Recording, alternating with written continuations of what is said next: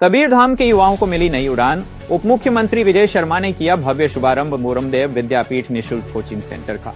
अब पीएससी और व्यापम जैसी बड़ी परीक्षाओं की तैयारी जिले में ही, वो भी आधुनिक सुविधाओं के साथ बिल्कुल निःशुल्क। 200 चयनित युवाओं को मिलेगा उच्च स्तरीय मार्गदर्शन, स्मार्ट क्लास, पुस्तकालय और प्रेरणादायी माहौल। अब नहीं जाना पड़ेगा रायपुर या दिल्ली कबीरधाम का सपना, अब यही साकार होगा। मोरमदेव विद्यापीठ, सपनों को दिशा, सफलता की नई राह।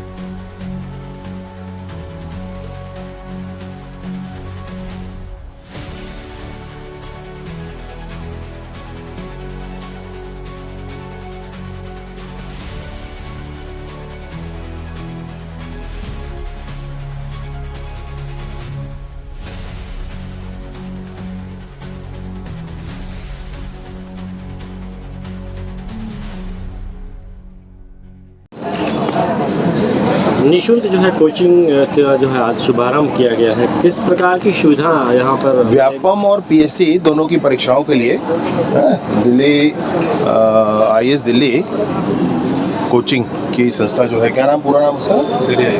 दिल्ली आईएएस के माध्यम से उनके स्टाफ भी यहाँ पर रहेंगे।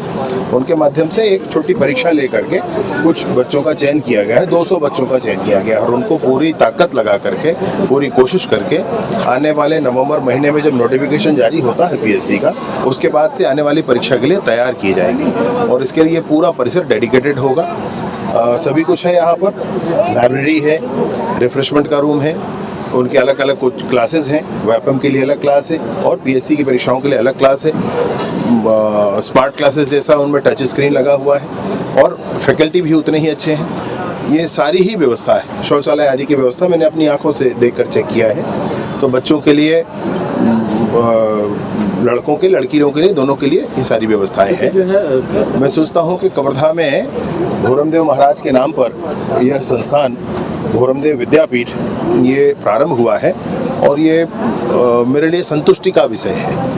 क्योंकि जो है कबीरधाम जिला एक ग्रामीण इलाके से भी जुड़ा हुआ है, आदिवासी भी है, काफ़ी गरीब लोग रहते हैं जो बाहर जगह जाके जो ऊंची महंगी फीस नहीं दे पा रहे। वही मैं आपसे कह रहा हूँ, वही स्तर जो दुर्ग और रायपुर और बिलासपुर की श्रेणी है, वही संस्था है जो यहाँ पढ़ाएगी। दुर्ग, रायपुर, बिलासपुर की जो श्रेणी है वही संस्था है दिल्ली आईएएस एकेडमी, वही संस्था यहाँ पढ़ाएगी। उन्हीं के लोग पढ़ाएंगे। उनके साथ ऑनलाइन क्लासेस की भी बात हुई है, वो लोग रखेंगे।